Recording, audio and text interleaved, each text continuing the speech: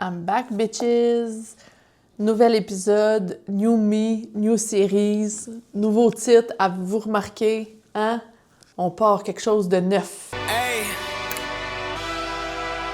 Yeah. Let's see how you do under pressure. Moi, je trouve ça très difficile d'être un être humain. Forever. I've been in the field with whatever they throw. Moi, avec mon ancienne psy, j'étais sûre que j'allais genre continuer de la voir toute ma vie, puis ça n'a pas vraiment marché, mon affaire. Feeling rich like I'm cash. I get to the paper. Trauma! Walk with me, you know that I got it. Come with me, let's take a trip to the islands. Bref, je voulais faire un petit épisode, mini-épisode, sur une affaire qui m'a buggé toute ma vie. Toute ma vie, j'ai compris à l'inverse un concept. Puis le comprendre dans le bon sens, ça a tout changé. Puis là, je suis sérieuse.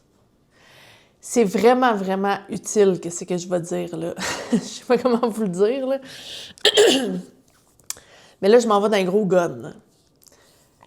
Moi, toute ma vie...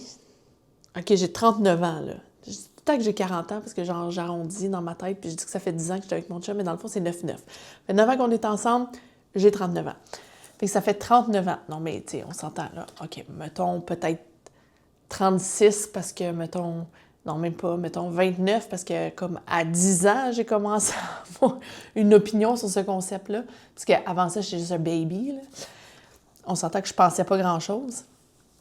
Fait que c'est ça, 29 ans que je pensais que le but de la vie... Puis là, il y en a qui vont rire, là, parce que c'est comme, c'est niaiseux, qu'est-ce que je pensais, là, mais je le savais pas. Puis peut-être qu'il y en a à la maison qui le sauront pas non plus. Puis là, genre, c'est ça que je fais. Là, tout le monde se dit, ah, coudonc, elle accouche-tu, la vieille, là? Câline. Toute ma vie, j'ai pensé, le but de la vie, c'est d'éviter la souffrance. Le but de la vie, c'est de s'observer le plus possible, de voir si on souffre, puis de sortir le plus rapidement possible de la souffrance et de l'inconfort. Moi, je pensais que c'était ça le but de la vie. Puis là, faire ma thérapie de EMDR et la table dissociative et l'autre formation que j'ai faite qui vont dans le même sens, c'est-à-dire le sens de la science dedans le cerveau, dedans ma tête, c'est que... Bon, première affaire, là, c'est normal de penser ça, d'instinct. D'un point de vue de la survie, c'est normal de penser ça parce que, tu sais, si on pense, là, mettons, là, qu'on a un mammouth devant soi, là, puis que là, on a pilé dans le feu, là, puis là, ça brûle, bien, il faut sortir de là, puis il faut s'en aller, puis il faut, genre... Tu sais, comme d'un point de vue... Mon exemple n'est pas bon. Pourquoi il y a un mammouth puis un feu? Beats me. L'affaire... c'est que si tu mets ta main sur un poêle, là, tout le monde donne tout le temps cet exemple-là. Ça m'énerve, les exemples que tout le monde donne tout le temps le même. Là, j'essaie de faire un exemple funky, puis là, c'est ça, ça donne. Ça donne un mammouth puis du feu. Si tu mets ta main sur le poêle puis que ça fait mal parce que c'est chaud, il faut que tu saches qu'il faut que tu retires ta main. La survie de l'espèce... c'est normal de penser ça. Sauf que l'affaire, là, c'est que c'est comme si notre cerveau il est désuet par rapport au genre de vie qu'on vit mais présentement parce qu'on pouvait pas savoir l'humanité qu'on allait aller dans ce sens-là. Puis que toute la vie serait confortable puis qu'on n'aurait plus vraiment de mammouth un moment donné puis que, genre,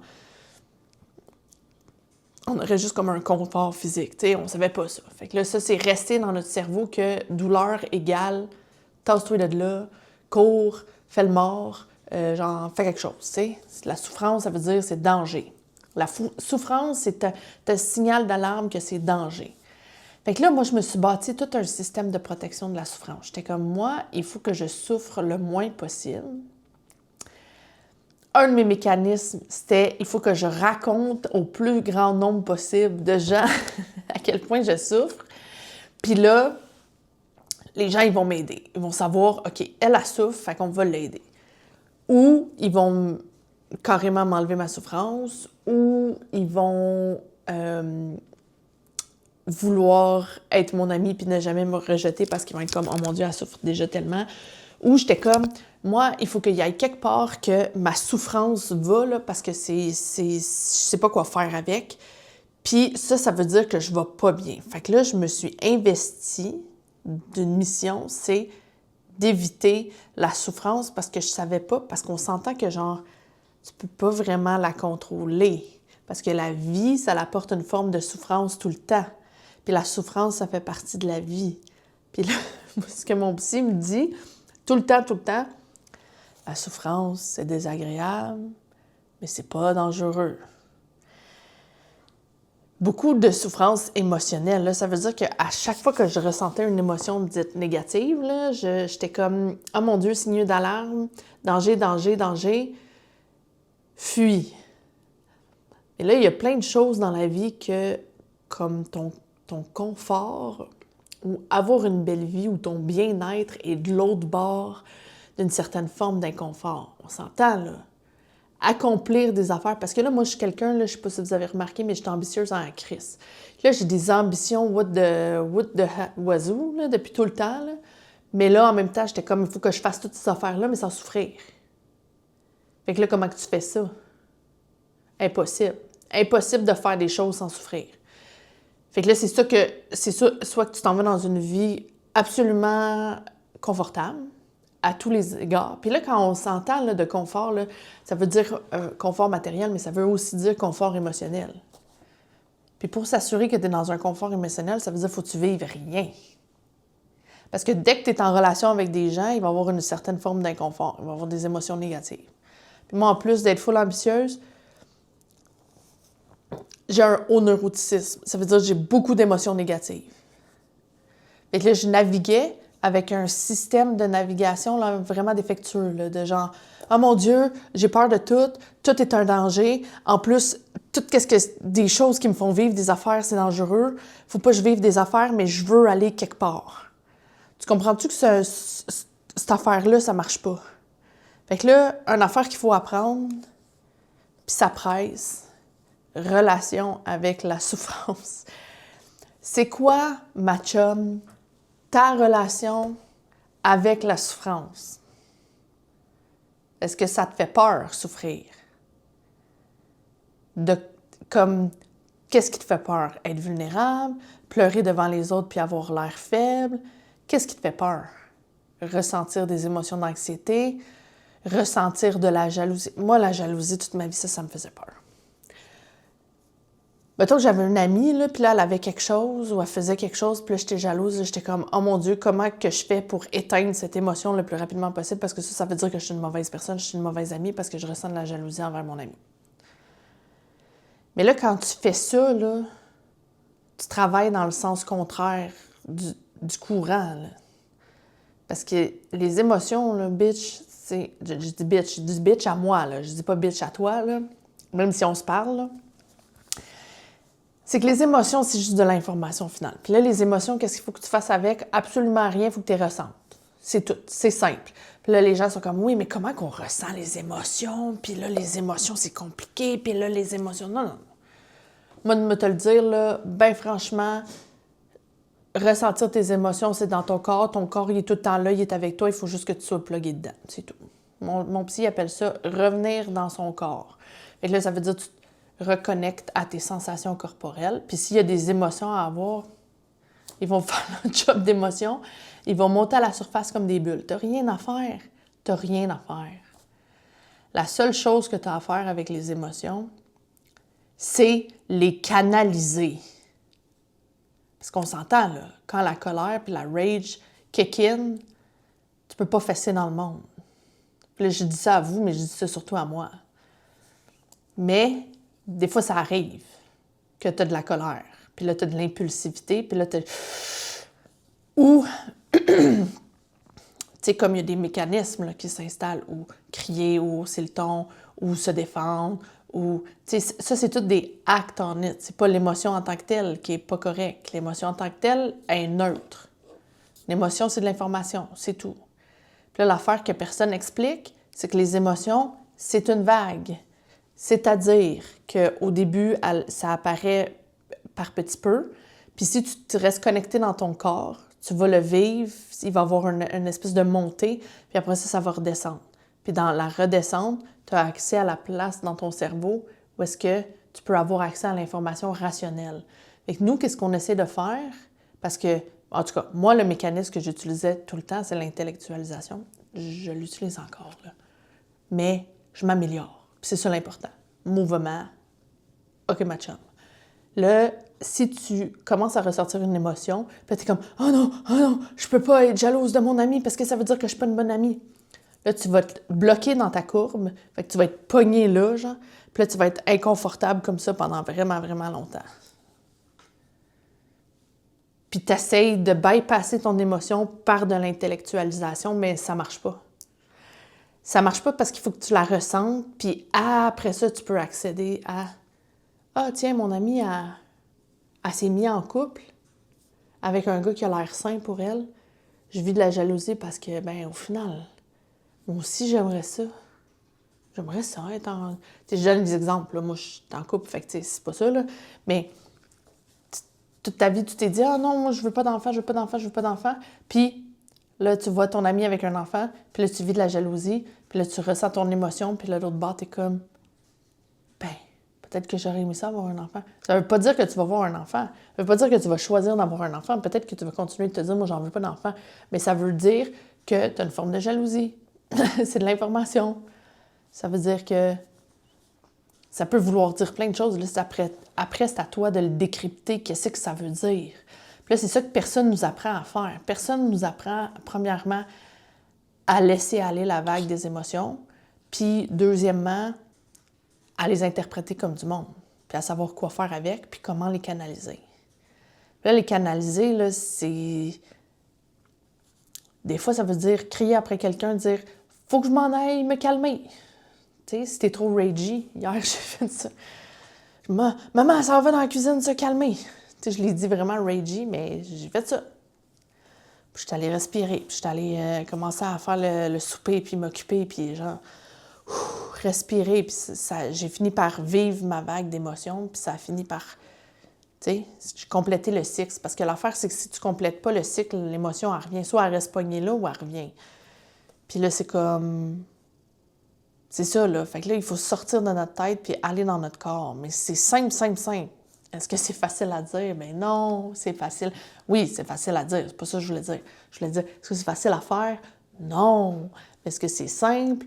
Oui. La plupart des affaires dans la vie, c'est tout ça. Mais là, la peur de les émotions, c'est ça qui me nuit le plus. Parce que moi, j'étais comme si j'ai des émotions négatives, ça veut dire qu'il y a un danger, je suis en danger. Kick in le mode survie, passer toute ma vie en mode survie, à fuir toutes sortes d'affaires qui, dans le fond, allaient avoir des aspects positifs. Parce que souvent, un événement est neutre, puis il va te faire vivre en même temps des émotions positives et des émotions négatives. C'est-à-dire être en couple. Tu sais, comme toute ma vie, je voulais être en couple, mais là, à chaque fois que j'étais en couple avec quelqu'un, je vivais tellement des émotions négatives que je paniquais, genre, parce que j'étais comme « oh mon Dieu, un danger, ça veut dire que c'est pas la bonne personne, ça veut dire que... » Puis là, je m'inventais que ça voulait dire plein d'affaires. C'est juste que, ben quand tu... Puis ça aussi, pas beaucoup de gens en parlent, mais quand tu te mets en couple avec quelqu'un, là, il y a tout le temps une phase, là, il y a une phase critique où est-ce que ton anxiété est dans le tapis, là. Faut juste... Tu te calmes puis tu passes de l'autre bord avec mon chum. Puis là, en plus, à cause de mon trauma complexe, puis de l'aspect relationnel à l'intérieur de ça, puis tout ça, puis de mes mécanismes vraiment, puis de mon anxiété qui était mal gérée, puis de ma peur des émotions, puis tout ça, quand ça a commencé à vraiment bien aller avec mon chum, puis à s'en aller vers le sérieux, j'ai tellement pris peur que je me chicanais avec lui en plein milieu de la nuit, puis je faisais mes bagages pour m'en aller. En plein milieu de la nuit. Notre relation était fine. Là. Ça allait tout bien. Puis là, je trouvais une niaiserie. Puis là, je me mettais... Parce que c'est tout le temps la nuit là, que l'anxiété ressort. En tout cas, dans mon cas. Je ne sais pas pour tout le monde, mais pour moi, c'est ça. Là, je me mettais à paniquer avec quelque chose. Là, puis là, j'étais comme « oh mon Dieu, danger, danger, danger ». C'est juste que l'anxiété était augmentée par le fait que j'étais en train de tomber en amour avec lui. Puis là, j'étais comme « mais d'un coup qu'il me laisse, ça va me faire vraiment mal ». Puis là, l'anxiété était ingérable. Fait que là, j'étais tout en train d'essayer de fuir, d'essayer de faire des chicanes pour être comme... Là, on va chicaner, puis là, il va me laisser, puis là, je vais l'avoir créé, mais au moins c'est moi qui vais l'avoir créé, puis c'est pas lui qui va m'avoir laissé. Tu sais, des mécanismes de même, là. Bien, ça, c'est tout un symptôme d'avoir peur des émotions négatives, là. C'est tout un symptôme de pas savoir vraiment comment que ça marche, là. C'est tout un système. Le système est neutre, le système est normal. C'est normal, c'est évidemment que c'est normal en tant qu'être humain d'être comme « Oh my God, j'ai une émotion négative, ça veut dire qu'il y a quelque chose... » Parce que dans le fond, c'est un peu vrai. Je veux dire, si tu vis toujours des émotions négatives à ton travail, c'est peut-être un signe que ton travail n'est pas adapté. Fait que, tu sais, les émotions négatives, on en veut. C'est peut-être pas un bon travail pour toi. Il y a peut-être quelque chose qui fonctionne pas. Mais là, après ça, il y a tout le travail de qu'est-ce qu'on fait avec ça. Fait que là, on vit tout comme dans des aveugles, là, un petit peu, on tâtonne dans le noir. Là. Puis là, on pense que, genre, on sait pas où est-ce qu'on s'en va. Puis là, on fait tout semblant qu'on joue le jeu de la vie, là, puis on fait tout... On est tout au courant de que... On est venu tout ici avec le mode d'emploi, mais là, t'es dans ta vie, puis là, t'es comme « Oh my God, est-ce que tout le monde a eu le mode d'emploi? » Mais pas moi, parce que je comprends rien là-dedans, tout ça. Mais dans le fond, on a un système de navigation interne. Les émotions. Puis on n'a rien à faire. On a juste à apprendre à les ressentir en revenant dans son corps, puis apprendre après ça à les décoder. Puis, tu sais, être jalouse parce que ton ami a un chum, ça veut pas dire que tu es une mauvaise amie. Ça veut même pas nécessairement dire que tu veux sortir avec ce gars-là. Mais ça peut vouloir dire quelque chose d'intéressant pour toi. Ça peut vouloir dire « Hey, c'est vraiment important pour moi d'être en relation saine. » Puis là, peut-être que tu vas te mettre en action de « OK, c'est quoi ma stratégie pour arriver à faire ça? J'ai besoin de quel outil? Peut-être que je vais aller consulter en thérapie. Peut-être que je vais consulter une sexologue, je sais pas. Un coach de love. » Comme dans La Villa des cœurs brisés, il y a une love coach. Elle était trop haute, mais là, je pense qu'elle est partie. Là. Mais je l'aimais full, Lucie, qu'elle s'appelait. Elle s'appelle encore Lucie, mais je pense qu'elle n'est plus dans la Villa des cœurs brisés. Mais ça existe. Il y a des gens qui sont ça dans la vie, là, qui sont coachs d'amour, là, puis qui peuvent t'aider, tu sais, comme dans tout l'aspect. Parce que c'est encore une autre affaire, là, c'est qu'on débarque dans la vie, là, les êtres humains, là, puis là, on pense que on est supposé d'instinct de tout savoir comment faire ça, tout savoir comment faire ça, une relation amoureuse, tout savoir comment accomplir nos rêves, puis avoir des buts, des objectifs, des affaires. Mais on se dit, on va tout faire ça, mais complètement déconnecté de nos émotions, parce qu'on a tellement peur qu'on va passer par-dessus. Ben c'est pas de même, ça marche. Mais ça prend quelqu'un pour te le dire. Moi, ça a pris quelqu'un, puis pas juste une personne, plusieurs personnes pour me le dire. C'est pas de même, ça marche. Puis là, si tu as trop peur de toutes tes émotions, tu vas avoir plein de mécanismes de compensation parce que tes émotions vont vouloir sortir d'une... Tu sais, parce que c'est comme... Ils vont vouloir s'exprimer d'une façon ou d'une autre. Là. Fait que là, tu mets plein de choses en place, ça va tout faire imploser plus tard, puis c'est bien plus facile de les naviguer en temps réel. Puis là, qu'est-ce qui est arrivé, c'est que le processus de EMDR, la table dissociative, ça m'a fait comme une forme d'exposition à mes émotions parce que j'ai dû rematérialiser et métaboliser du trauma. Puis le trauma en soi, c'est le greffon émotionnel, c'est dans le fond, c'est l'émotion carrément qui est bloquée à quelque part dans ton système de ton cerveau. Genre.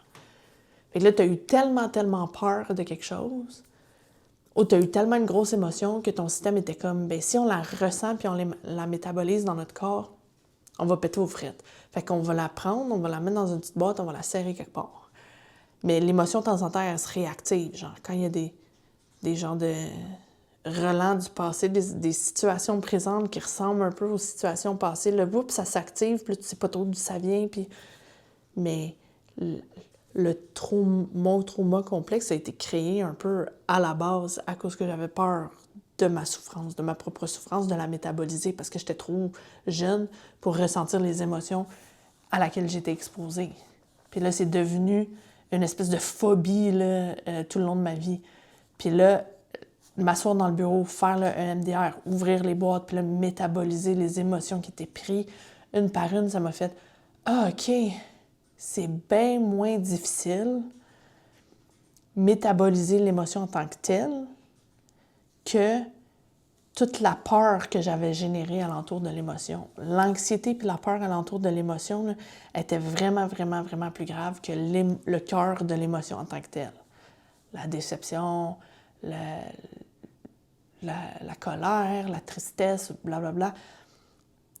Cette émotion-là était moins souffrante que toute l'anxiété qui était alentour. Parce que c'est tout le temps comme ça que ça se passe quand on arrive au moment où on va métaboliser des grosses émotions qui sont vraiment lourdes pour le système. C'est comme ça qu'on appelle ça le système. J'ai tout le temps full d'anxiété avant la séance. Fait que là, je le sais, ça va être des souvenirs fondateurs. Là. Souvent, c'est des souvenirs complètement ridicules, vraiment, vraiment petits, mais qui ont voulu dire quelque chose de gros émotionnellement à l'époque où je l'ai vécu, trop gros pour ma capacité à le métaboliser. Fait que là, le EMDR, la table dissociative, ça m'a fait une forme d'exposition où je suis dans le bureau, j'étais avec mon psy, je suis comme en sécurité. Fait que là, c'est un bel endroit pour se mettre en sécurité pour métaboliser de l'émotion. Puis là, ça m'a donné l'accès à l'information de « OK, éviter la souffrance, c'est beaucoup plus souffrant que la souffrance en elle-même. » Donc, avec le temps, j'ai arrêté d'avoir peur de la souffrance, de souffrir. C'est pas parfait, là. C'est un work in progress de tous les instants. Revenir dans mon corps, quand j'ai de grosses émotions, quand j'ai de l'anxiété, de ne pas essayer d'aller dans les vidéos, dans les mécanismes de protection que j'ai comme toujours eu pour pas accéder à la souffrance, mais des fois, j'y arrive, là, puis là, je suis fière de moi. Là, puis des fois, je finis ma journée, puis là, je me connecte dans mon corps, là, puis là, je laisse les bulles d'émotions passer, puis je suis comme, OK, je me fais un genre de nettoyage maison, là. Fait que ça, c'est vraiment utile de savoir ça. Fait que c'est juste ça que je voulais vous dire. Fait que c'est tout. Allez dans votre vie maintenant, puis observez c'est quoi votre relation. Parce que la première étape, là, on s'entend que c'est observer. Coudonc, j'ai-tu peur de ça, moi, mes émotions? Les émotions négatives, lesquelles? Moi, j'avais extrêmement, extrêmement peur de la tristesse. Puis, fait que j'avais plein de mécanismes de protection pour pas ressentir ma tristesse en temps réel, mais qui backfire tout le temps. Puis là, maintenant, je le sais. Aussi, une autre forme de souffrance que j'évitais beaucoup, c'est genre le deuil. Tu sais, genre de vouloir passer à autre chose, mais pas capable de, comme, faire le deuil, puis d'être comme, OK, tu sais, si je veux m'en aller là, il faut que je laisse tomber cette affaire-là parce que c'est trop lourd, puis je suis pas capable de m'en aller là. Si je le tiens, il faut que je le laisse aller. Il faut que je fasse le deuil de cette affaire-là. Puis là, c'est beaucoup de tristesse, puis c'est comme... C'est lourd en émotion, souvent, c'est pas facile à faire. Fait que ça aussi. Là, je vous dépose ça, là. Je vous dépose des affaires, là. Mais là, vous, après ça, dites-moi comment que ça vous rejoint ou pas dans votre dedans, dans votre danse, dans ma tête. Est-ce que vous intellectualisez? Est-ce que vous... comment vous ressentez vos émotions? Puis, est-ce que vous le saviez, vous, qu'il y avait ça? Puis, je pense que je ne suis pas toute seule, là. Il y a bien du monde qui ont... C'est normal d'avoir peur de souffrir. Puis, c'est comme... Oui et non, c'est un peu vrai que la souffrance, ça l'indique qu'il y a quelque chose qui ne va pas. Mais des fois, c'est qu'on le met plus grand que c'est. Tu sais. Se chicaner puis avoir des conflits avec son conjoint, ça ne veut pas dire que nécessairement il faut que tu le laisses. Mais il y a des gens qui sont comme « Ah, j'ai des conflits ou des émotions négatives qui montent à propos de cette personne-là. Ça veut dire qu'il faut que je la laisse. » Puis là, la personne, elle laisse la personne. Puis là, finalement, elle a plus de souffrance que si elle avait essayé de travailler avec ses émotions négatives, tu sais, en temps réel. Puis c'est souvent beaucoup plus petit qu'on pense. Là. C'est souvent plus précis. Une fois que tu l'as fait vivre, la vague d'émotions, c'est genre... Je suis triste à cause de cette petite affaire-là. Genre, c'est tout petit, tu sais. Puis là, on voit ça, là. Ah, je suis triste parce que je me suis chicanée avec mon ami. Mais dans le fond, c'est genre... Je suis triste parce que je voulais parler à mon ami pour lui dire quelque chose qui est important pour moi, puis j'ai pas eu l'impression qu'elle m'a écouté. C'est tout petit, là. Après ça, tu peux, genre... Tu peux le naviguer en temps réel, là. Fait que c'est ça. Ça, c'est utile. J'espère que ça va vous aider. OK, bye!